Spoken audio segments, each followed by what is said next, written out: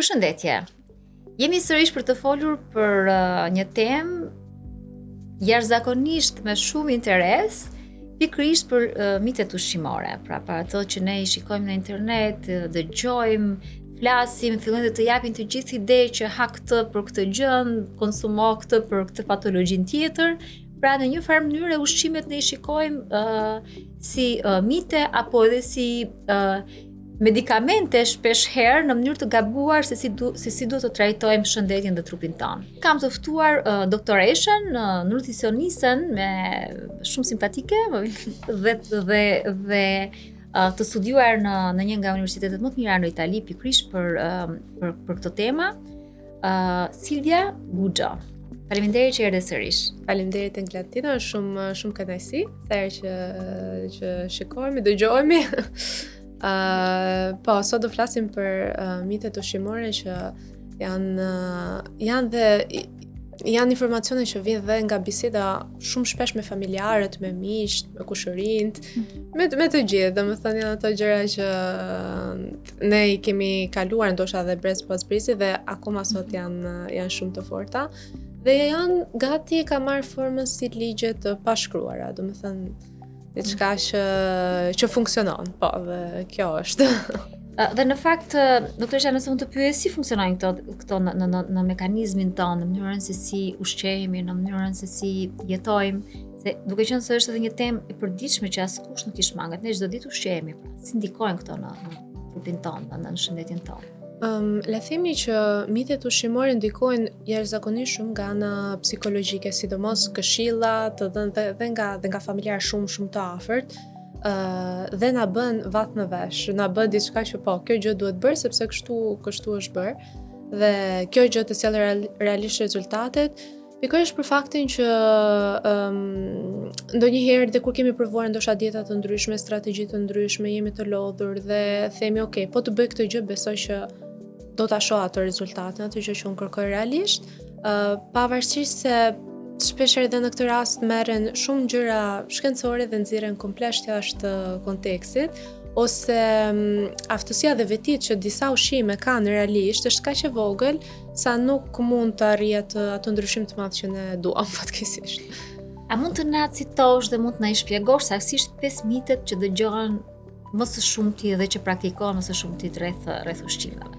Po, atëherë mund të nisim me se ha pastorosën të ndjetë për shumë. Po, është një nga gjërat që ne dëgjojmë më shpesh dhe më tepër me idenë që nëse ha pas këtij orari, ose orës 7 ose orës 8, çdo gjë që ti ha kthehet në dhjam. Është e vërtetë kjo?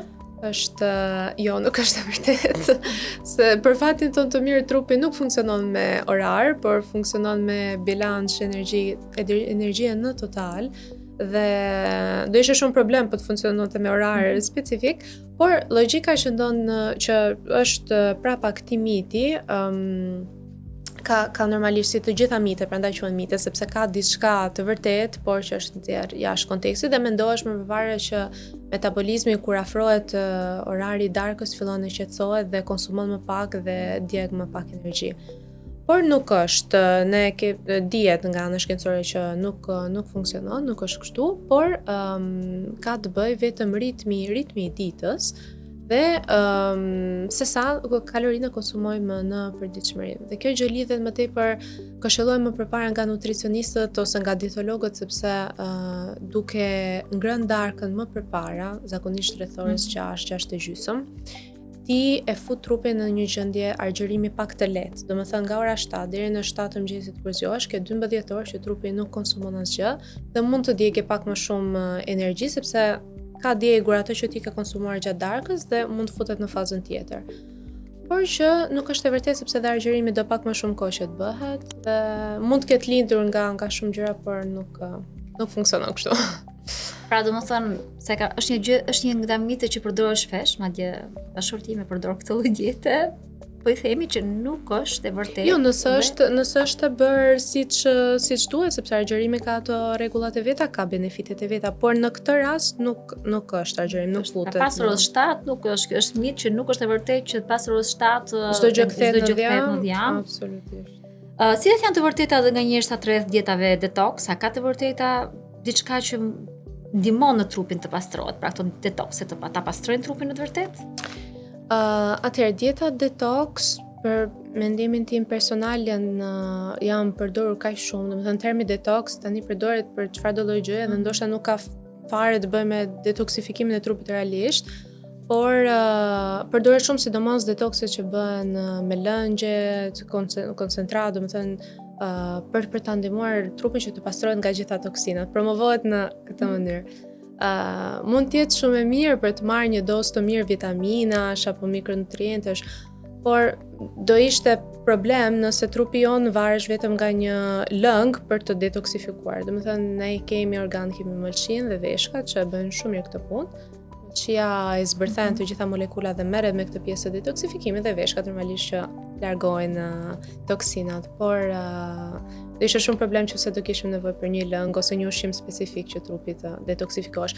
Mund të ndihmojnë për të tjera gjëra, por për mënyrën se si promovohet mendoj që nuk Është edhe një mit tjetër kështu popullor fare, ujë nxehtë me limon, thot në mëngjes, thon gjithë, shiko, sepse djeg gëdhjamin dhe nxit metabolizmin. Dhe unë kam rënë pre ujit me limon. Sepse faktikisht dhe më pëlqen, domethënë kur zgjohem në mëngjes, pi një gotë ujë, më duket sikur dhe realisht të zgjon, sepse ka limoni pavarësisht se në ka sheqer. Po, jo, po është në sasi shumë të vogël, se sa limon do t'i fusësh një gotë, domethënë pak limon, ta jep pak atë efektin e zimit sepse është acide dhe stomaku reagon domethënë nga kontakti me këtë lloj molekule.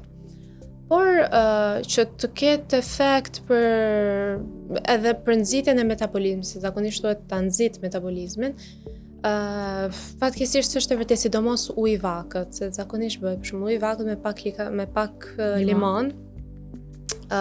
Nuk është e vërtetë sepse nuk ka asnjë gjë ke limoni që të ta nxjisë metabolizmin dhe pak vitaminë C që ka degradohet nga nxehtësia e ujit të vakët, kështu që por është diçka shumë e mirë. Hidratimi në mëngjes, unë e këshilloj për shembull edhe personave që nuk pinë shumë ujë gjatë ditës. Unë personalisht nuk pi ujë gjatë ditës, dhe kam pak problem. Gjithashtu. Dhe është një gjë e mirë që ti ta fusësh në rutinën tënde sepse që aty nis me hidratimin dhe më tepër se sa zgjimi i limonit, ndërzimi një gotë ujë në mëngjes, domethënë nesër që të bën shumë mirë. Por të krijon atë efektin sepse të mbush stomakun dhe duket sikur ndoshta ha dhe më pak mëngjes, edhe kjo mund të ndikojë deri diku. Ja, kjo është një iluzion domethënë, kështu që jo, domethënë për ato që promovojnë nuk janë, por që mund të ndihmojnë me hidratimin ose me gjëra të tjera. Nuk të bën dëm pak. Jo, ajo po. Nuk bën dëm. Po se ta vën kozit me proteina të shtuara, është një zgjidhje e mirë?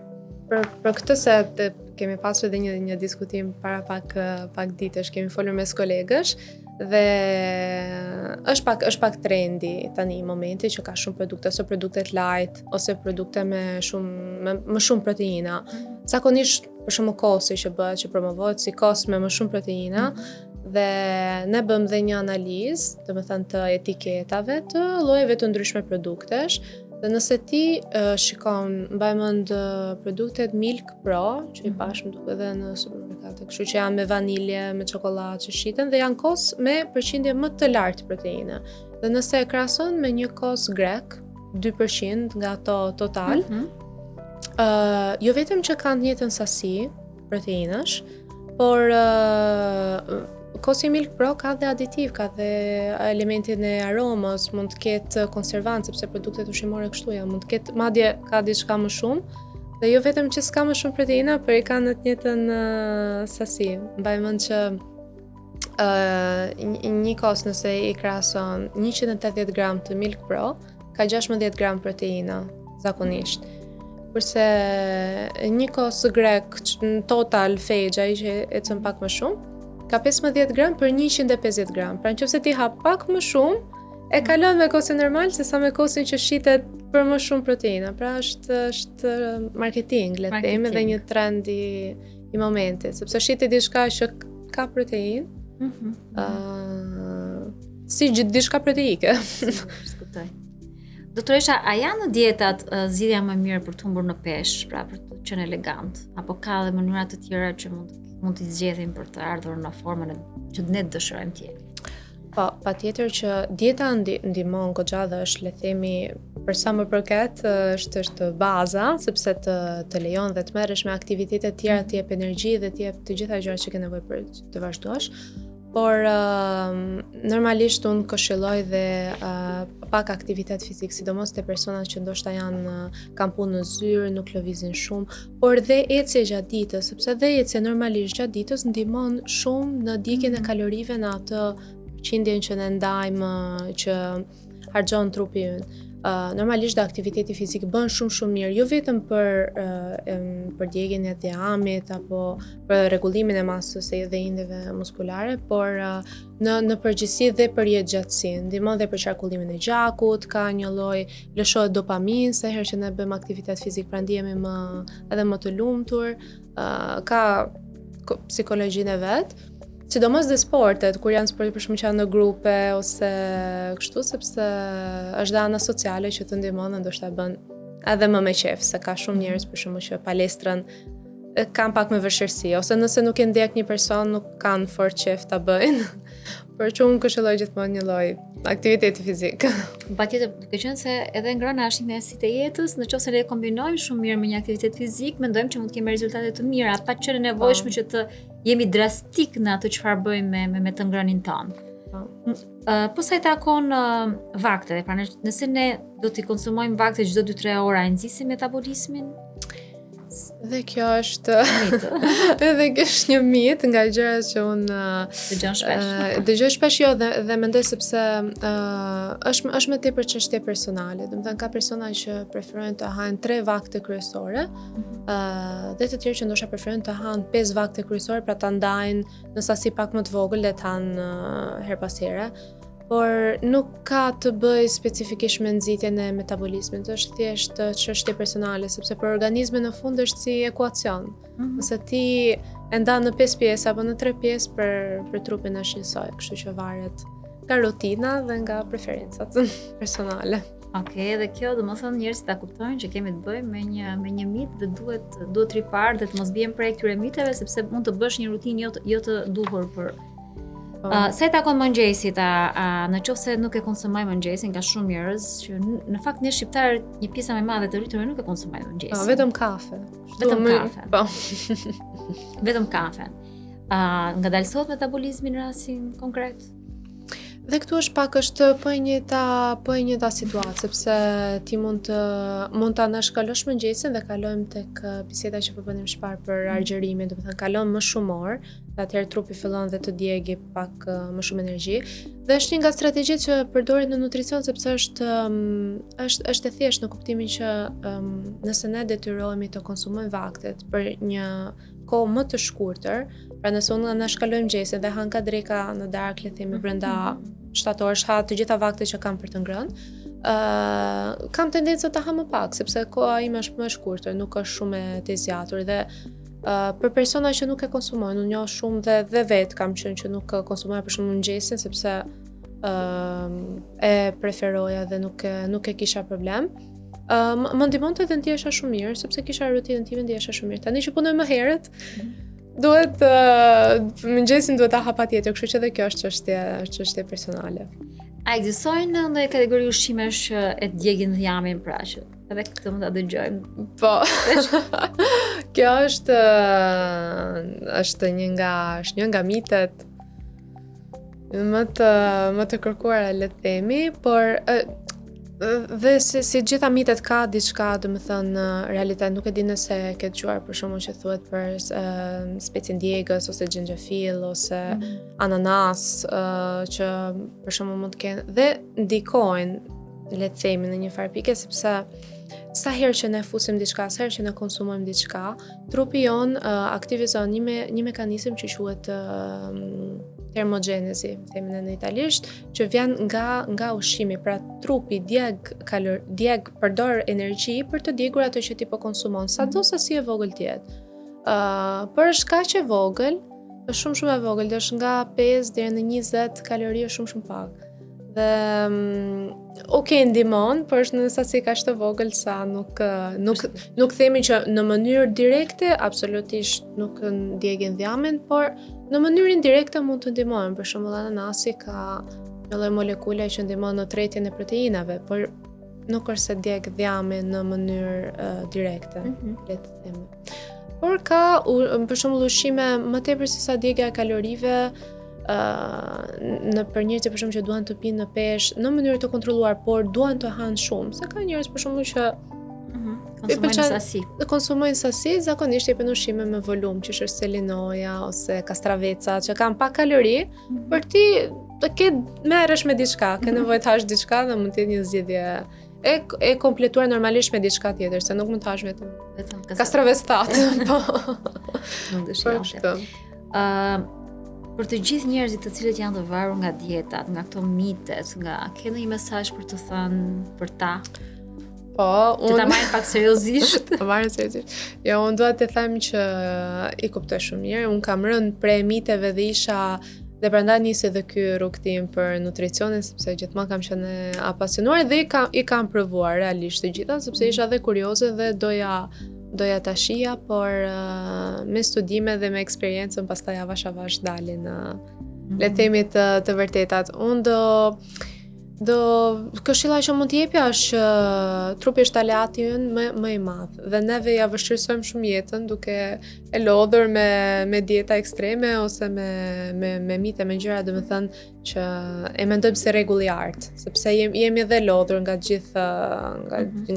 përvoja të ndryshme dhe nëse që kemi nevojë ndonjëherë për diçka që ta marrim si rregull të pashkruar, si ligj, që kjo gjë funksionon dhe kur gjërat shkojnë keq, unë rikthehem te ky mit, te ujë me limon, sepse më ndihmon, por këshilla që do të jepja është kjo që trupi jonë është aleati më i madh dhe të mundohemi ta ndihmojmë dhe ta dëgjojmë më tepër se sa ta kontrollojmë dhe të mundohemi ta nënshtrojmë dhe ta marrim kontroll. Sërish faleminderit dhe shpresojmë shumë që çdo gjë që është thënë na ketë vlerëtur të gjithëve. Dhe të kemi më shumë respekt për shëndetin, për trupin. Ndoshta mund ta dua më shumë duke qenë të kujdesshëm edhe me atë çfarë ne e furnizojmë, pra me ushqimin e përditshëm. Pa e vendosur në dieta drastike, pa e sforcuar, pasi është tempulli ynë. Po. Faleminderit sërish. Faleminderit. Ishte vërtet shumë kënaqësi. Shumë faleminderit.